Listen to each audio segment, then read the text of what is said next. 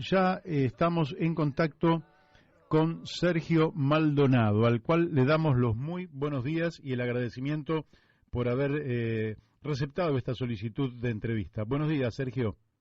Hola, buen día, ¿qué tal? ¿Cómo te va? Bien. Sergio, mi primer pregunta es la siguiente. ¿La familia Maldonado sigue pidiendo por justicia, sigue insatisfecha con el proceso judicial que se llevó adelante durante los últimos años y que terminó sin ninguna condena respecto a la muerte de tu hermano Santiago Maldonado?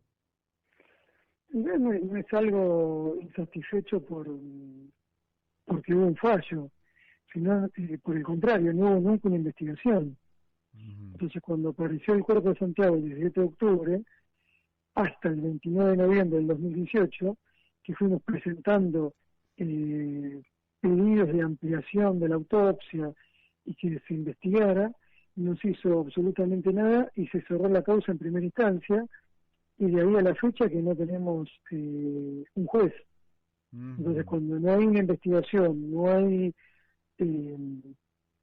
absolutamente nada, hay una falta de Estado de Derecho, no solo es un reclamo judicial, sino que también es el acceso a la verdad.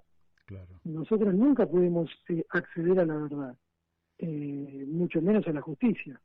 La justicia, en este caso, para mí es secundario. Lo primordial es saber qué le pasó a Santiago y a raíz de eso poder avanzar en el tema judicial. Claro. Pero tenemos la causa paralizada en la Corte Suprema desde marzo del 2020. O sea, ahí durmiendo en algún cajón en la Corte Suprema de Justicia esperando que presten atención al tema. Así es. ¿Se han incorporado, después de esta presentación, incluso nuevas pruebas, nuevos elementos de juicio que tiendan a suponer que lo que se ha dicho como verdad oficial de que, bueno, que se metió en el agua y ahí por hipotermia, por lo que fuera, falleció, y que esa versión, hay elementos de juicio nuevos que pongan en tela o en cuestionamiento esa versión? En verdad, no es una versión, o sea, es una mentira histórica, digamos, ¿no? Como si nos remitimos a otros casos, también siempre la culpa es de la víctima. Entonces, cuando el juez Geral cierra la causa o el intento de cierre el 29 de noviembre del 2018, diciendo: Santiago Maldonado ingresó a las heladas aguas del río Chubut por propia voluntad y la muerte le estaba esperando. Y cierro la causa porque la familia Maldonado me genera violencia moral. Entonces, con ese fallo, todo lo que está tapando el juez Geral es que el 5 de agosto, 12 de agosto y 18 de septiembre hubo un rastrillaje en el mismo lugar que aparece el cuerpo de Santiago el 17 de octubre. Quien fue a buscarlo y no estaba fue el Estado, no fue que fuimos nosotros con un grupo de amigos. Entonces, todo eso está volcado ahí y tampoco se hizo una reconstrucción de lo que pasó el 1 de agosto del 2017. Se saca de contexto el ingreso de forma ilegal de la gendarmería, más de 100 efectivos, y con esa mentira de ese fallo, lo que quiere hacer instalar es que pareciera que la culpa de Santiago por generar su propia muerte. Ahora bien, cuando todo lo que fuimos pidiendo, grupos de expertos independientes, ampliar de las pericias, las inconsistencias que hay, por qué el cuerpo tiene signos de crioconservación, y todo eso fue rechazado. Nosotros no es que desde que cerró la causa en primera instancia nos quedamos cruzados de brazos sin hacer absolutamente nada, sino por el contrario, armamos un grupo de expertos independientes que el Estado y el juez tampoco lo aprobaba, que siguió investigando, hicimos todo por nuestra cuenta. Ahí salieron datos y material que no son aportados a la causa porque no hay juez. Entonces, cuando dice que Santiago tenía en una tonfa un bastón retráctil en el bolsillo, otro ADN de al menos una persona de sexo masculino, aparte de la de él, cuando el juez no quiso peritar los billetes que tenía intactos en su bolsillo, una anotación en papel, cuando el propio juez rompe la cadena de custodia del DNI, cuando la gendarmería adultera los libros de municiones, de kilómetros de camioneta, rompe la faja de seguridad, los precintos, lava camionetas, todo eso, la cantidad de pruebas falsas que presentaron, las digamos, en la reunión que tuvo Barberis con los gendarmes, y está demostrado que les armó todo el discurso de lo que tenían que decir, aunque está grabado, por eso quieren la impunidad. Y a su vez, ya no solamente los testigos son los mapuches que dijeron que Santiago le fue detenido y se lo llevaron, sino que ahora aparece una persona, personal de salud, que trabaja dentro de Gendarmería, diciendo cómo el 1 de agosto del 2017 fue hechazo a hacerse atender con una herida en el rostro, el cual estaba muy sonriente porque el operativo había sido controlado a los manifestantes.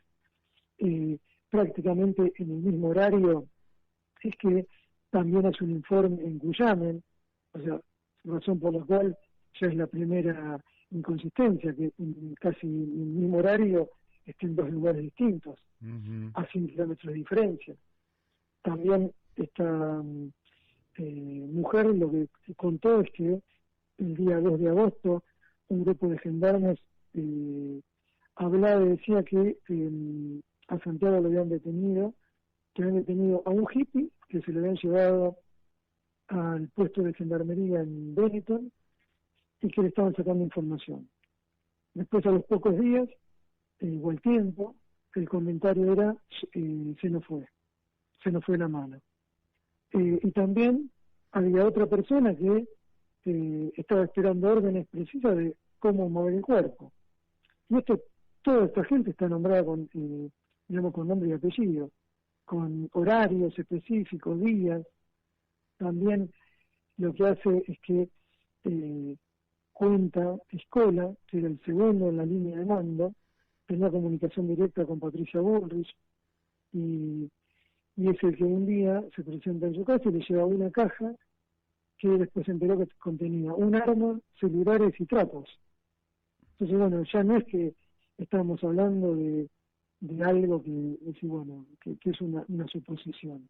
Bueno, son todas cosas que, de lo que veníamos diciendo, de que Santiago fue detenido, de que hubo una desaparición forzada, eso lo confirma.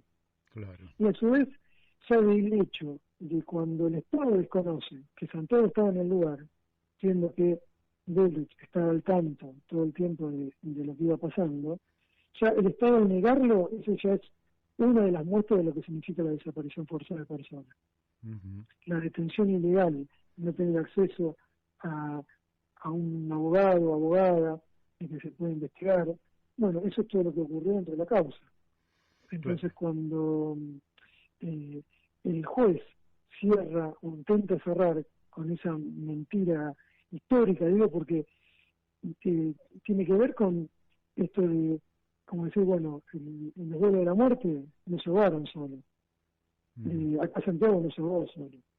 Y tampoco estuvo en ese lugar. O sea, su cuerpo fue plantado, fue manipulado, y eso lo dije desde el primer día, porque yo estuve en ese lugar, no es que me lo contaron.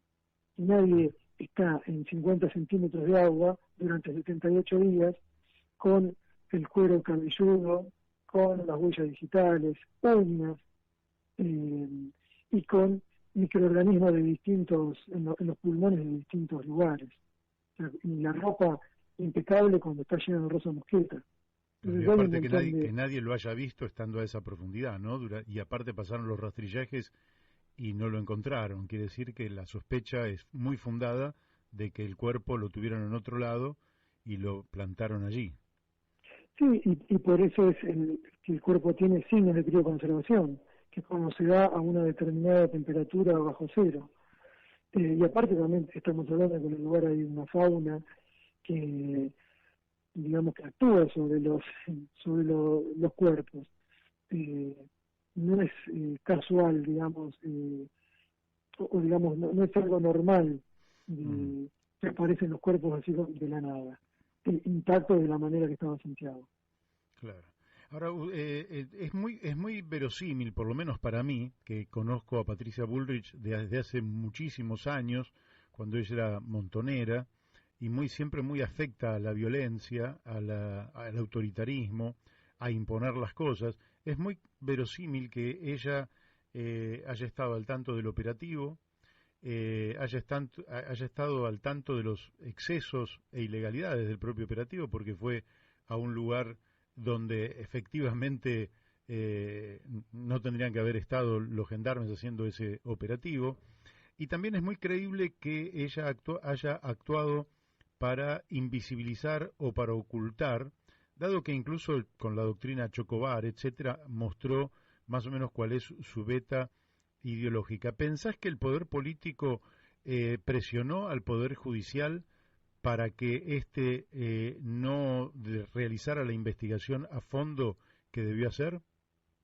Está comprobado cuando secuestraron el celular de Darío Nieto, el secretario de Macri, decía, asume Gerales de los nuestros, Maíquez lo va a ir a ver, después mismo Nieto tenía agendado el teléfono de mi vieja 14 meses antes de la desaparición de Santiago, y influyeron directamente en la causa.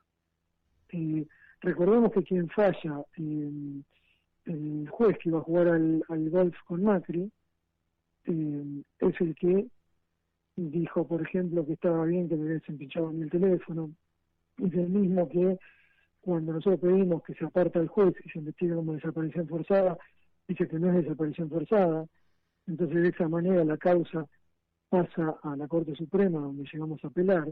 Pero bueno, estoy hablando de Boriski, uno de los jueces, que después también nos denegó el grupo de expertos independientes. El grupo de expertos independientes, lo que decía Geral, era el que atentaba contra la soberanía nacional. Y evidentemente no atenta contra la soberanía nacional que esté Benetton con 1 millón de hectáreas de territorio en manos del extranjero, ¿no? Igual que Lewis. ¿Ustedes sospechan que Gendarmería y el poder político de aquel entonces respondían a los intereses de estos propietarios extranjeros de extensiones de tierra inmensas en la Patagonia? Sí, porque en verdad también es una manera de venderle seguridad. Si no, ¿cómo se explica que tengan dentro de la estancia de Benetton un puesto de gendarmería? Claro. Una vez que hicieron rastrillaje dentro de la estancia de Benetton, los vehículos los puso Benetton y los llevaron por el lugar que ellos quisieron. O sea, hacen un allanamiento en un lugar y en el lugar que hacen el allanamiento les dicen a dónde tienen que ir a buscar. O sea, ahí está demostrado el poder real de quién era. Que era Benetton como un patrón de estancia que tenía influencia por arriba de todas las fuerzas de seguridad. Claro, sí, evidente. Los organismos de derechos humanos tuvieron una respuesta muy rápida a la desaparición de Santiago Maldonado. En estos momentos, ¿cómo está la situación de los organismos de derechos humanos en relación a la reivindicación, digamos, de que esta causa sea tratada por la Corte Suprema de Justicia y que realmente en el campo del Poder Judicial tenga algún avance? ¿Cómo están recibiendo ustedes como familia el respaldo de los organismos? En realidad, el año pasado, que fue la última acción que hicimos ante la Corte Suprema, se pidió que hicieran presentaciones y todo. Digamos que todos apoyaran y fueron y hicieron las presentaciones para y después nosotros hicimos un pronto despacho.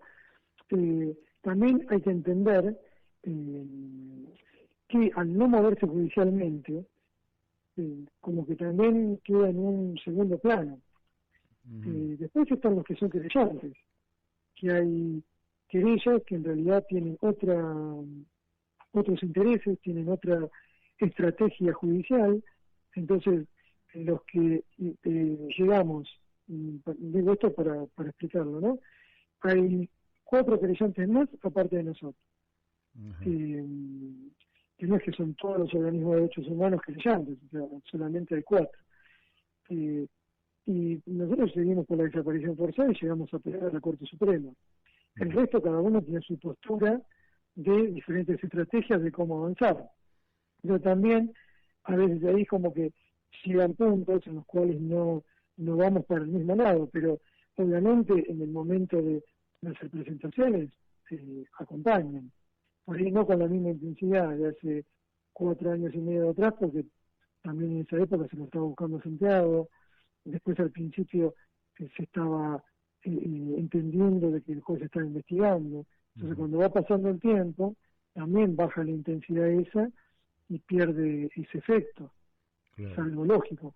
Tampoco después hicimos ninguna marcha ni ninguna concentración, o sea que también pareciera que queda ahí medio aislado. Bueno, todos esos organismos y movimientos, por ahí ir a ver el 1 de agosto, que ahora no hay pandemia, o por lo menos no hay restricciones, y se van a cumplir 5 años de la desaparición forzada seguida de muerte de Santiago. Así que ahí veremos cómo estamos en esa relación, digamos, y si hay un apoyo como era antes o ese apoyo bajó. Claro. Ahora, las 2 o 3 últimas preguntas que te hago. Ustedes son conscientes que para la justicia es muy difícil, más allá de lo verosímil que es la figura de desaparición de personas, asumir un delito que en la Argentina está absolutamente asociado a la dictadura militar, que además es un delito imprescriptible, es decir, que es una violación a los derechos humanos de lesa humanidad, de manera que y que esto va a tener no solo una repercusión sobre los responsables materiales del hecho, sino también sobre los responsables políticos del mismo. ¿Ustedes piensan que frente a semejante figura puede haber por parte de la justicia una actitud reticente a avanzar por esa línea de investigación? En realidad sería un hecho histórico también, porque si nos ponemos a ver, la mayoría de los casos de desaparición forzada les terminan cambiando la carátula también para que no quede precedente, o no siente precedente. Entonces, a veces, seguir hasta esas últimas instancias es muy difícil. Y en realidad como que son 2 caminos, uno es ese que es el largo, y el otro corto sería ir por otra carátula de menos peso, como para tratar de tener algo de justicia. Acá justamente no estamos hablando de justicia, sino de saber la verdad. Correcto. Y en eso de saber la verdad, el camino es muy largo. O sea, yo no tengo dudas que al Estado argentino lo van a condenar por la desaparición forzada de Santiago, que es lo mismo que ocurrió con Iván Torres en Comodoro Rivadavia. Ahora, Iván Torres nunca apareció. Entonces, a veces las condenas y la demostración de razón no tienen tampoco mucho peso, porque en realidad, por eso digo que una cosa es la justicia y otra es la verdad. Para mí es mucho más importante acceder a la verdad para que después se haga justicia y no tener una justicia a media cuando no se avanza de la manera que se tiene que avanzar. Correcto. Nosotros logramos que se pueda tener un cuerpo, que es algo impensado también en este tipo de casos y es muy importante. Ahora, tiene que ser completo todo, o sea, se tiene que saber qué pasó. Justicia no va a haber porque Santiago no va a volver. Ahora, lo que sí, tiene que haber una sanción, tiene que haber nada es, digamos, gratis, que se lo pueda llevar tan de arriba. Porque si no, toda la lucha y la cantidad de gente que atraviesa por este tipo de situaciones quedaría muy desprotegida, es muy desigual la lucha. Por eso también es una cuestión de seguir hasta las últimas instancias, porque también esto de sentar precedente, es que se empieza a entender que la desaparición forzada es un crimen de lesa humanidad, sea en dictadura o sea en democracia, y no que se empiece a naturalizar. No que diga, bueno, ya cuando empieza a haber varios casos de desaparición forzada, que de hecho los hubo en estos dos últimos años, que no se tenga en cuenta, como que parece que todos, la culpa siempre es de la víctima. Sí. También eso es una lucha, digamos, constante, porque si fuera por algo de salud y de menos compromiso, digo, bueno, listo, que se lo juzgue al Estado más adelante, me quedo en mi casa y ya está. Pero en realidad también va por otro lado, es no dejárselas tan fácil. Ujú. Correcto. Correcto. Ahora, ¿sos consciente también de que hay toda una franja en la sociedad argentina que aprueba esos métodos represivos? Los aprobó, yo soy testigo, por otra parte, porque yo soy militante político de hace muchas décadas, lo aprobó durante la etapa de la dictadura, aunque después, digamos, quedó perpleja la sociedad frente a la naturaleza de los crímenes, pero aprobó durante una etapa esa resolución fascista del conflicto interno, al margen de la ley, dando un golpe de Estado, violentando todo el Estado de Derecho. Y si uno observa que en cualquier Estado de Derecho avanzado y democrático, las respuestas de personalidades como Patricia Bullrich deberían significar el fin de su carrera política, sin embargo, es una de las personas que está plantada como precandidata presidencial con un respaldo de un sector de la sociedad. Este rasgo político-cultural de la sociedad argentina, ¿crees que está demasiado inserto en las instituciones del Estado como para poder pensar que va a ser un camino relativamente correcto o directo el de encontrar esa verdad que ustedes están buscando? Digamos que es muy difícil, pero también como es desigual, a veces es mucho más cómodo. Yo no creo que mucha gente acuerde con eso, ¿no? O sea, hay un sector que sí, que es de derecha, Ujú. pues fue el mismo, 20-25%. Correcto. Después se suma otra parte que es media tilinga digo porque no tiene identidad, no tiene compromiso. Ujú. Entonces a veces el no tener compromiso también nos hace hasta en un punto más peligroso porque va para cualquier lado, o sea, no, pero no de ir por el camino que se debería ir. Entonces le terminan haciendo el juego a ese sector. Y el no tener compromiso es no necesitar pensar. O sea, cuando ya tienen que empezar a pensar, se hace más difícil, entonces es más fácil no comprometerse, seguir y se dice, bueno, sí, o sea, algo, le pasaron 100 elefantes volando, y para no ponerse a cuestionar y empezar a decir, che, pero la verdad que podrá ser, o sea, directamente es más fácil no pensar y seguir esa línea. Pero también, esto es lo que viene a través de Santiago, es no una grieta, sino un cráter, digamos, porque todo lo que se generó, o sea, que en cierto modo tiene que ver con una parte de los que te dicen no son 30.000, y te dicen son 6.000. O sea, no te niegan lo que hicieron, Ujú. te discuten el número. Y acá no niegan ni dicen nada que ingresó la gendarmería ilegal, todo lo que pasó, que estuvo desaparecido, sino que lo llevan por otro lado y la denostación, ¿no?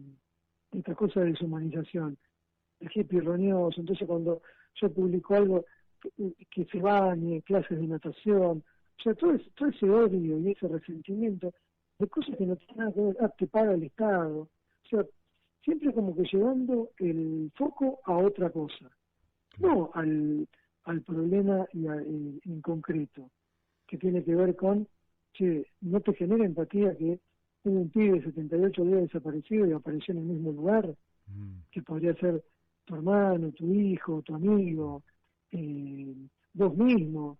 Lo que pasa es que, claro, es gente que por ahí no deja el control remoto, no sale de su departamento, no cruza la General Paz, en cierto modo, y es fácil opinar, porque lo otro se tendría que poner a pensar, empezar a, a, a, a plantearse muchas cosas, ponerse en una posición.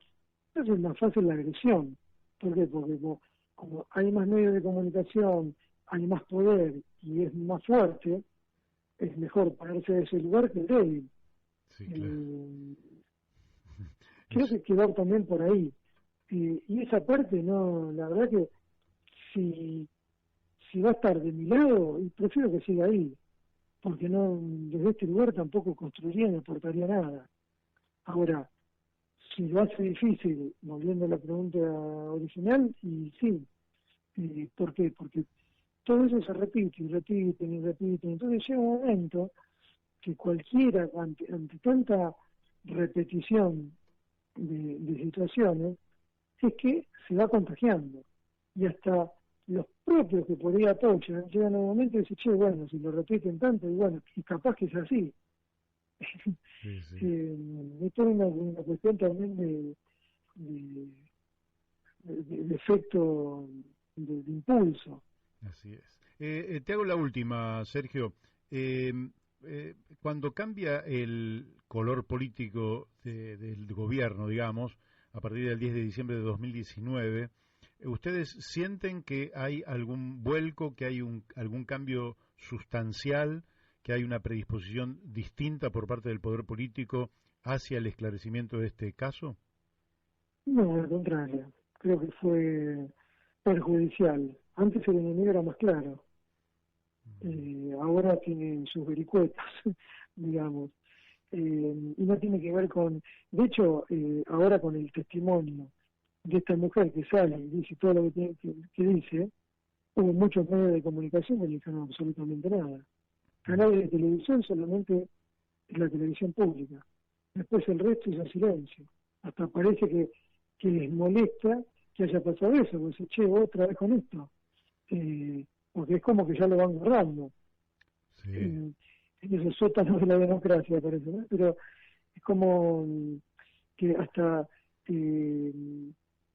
yo siento eso, que hasta que les molestó a cierta gente que apoyaba, que estaba todo el tiempo levantando la bandera de Santiago, que salga este testimonio. Porque también es una manera de tener que comprometerse, y no lo están haciendo. Ahora, eso es garantizarle la impunidad. Hubo un gobierno que actuó y hay otro que lo que está haciendo es funcional a todo eso. Y de hecho, también tiene una lógica, porque en estos 2 años hubo varias desapariciones forzadas. Qué tema.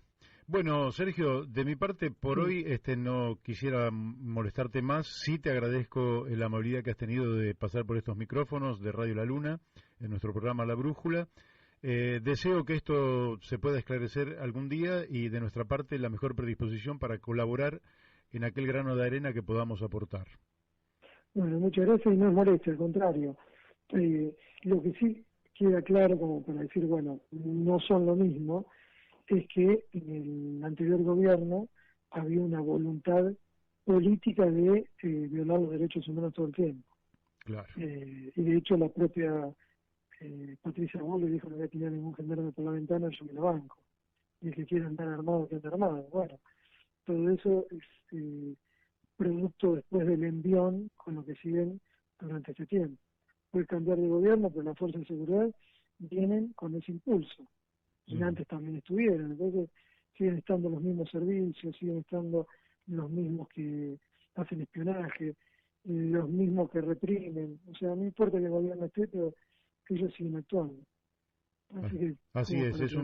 es todo un aparato represivo que en algún sector ha sido modificada su conducta, ha habido procesos de educación, etcétera, pero evidentemente los nichos que quedan herederos del peor autoritarismo de la dictadura todavía son muy grandes y lógicamente tienen su correlato tanto en la vida política como en la vida judicial, como en la vida de la sociedad argentina, porque evidentemente, como vos bien dijiste, son un 20, un 25%, y eso no deja de ser un poder político considerable en una sociedad que quiere ser democrática, pero que todavía sus rasgos autoritarios la persiguen como la sombra del cuerpo, ¿no? Así es.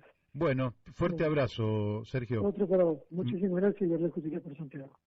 Así será. Muchas Hasta gracias. Bueno, ustedes lo han escuchado, Sergio Maldonado.